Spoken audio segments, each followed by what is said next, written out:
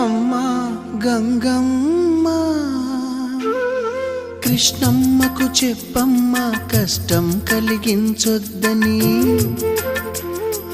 యమునకు చెప్పమ్మా సాయమునకు వెనకాడొద్దని,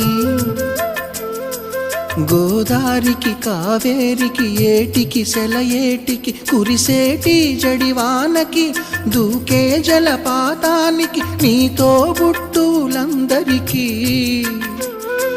చెప్పమ్మా మా గంగమ్మ.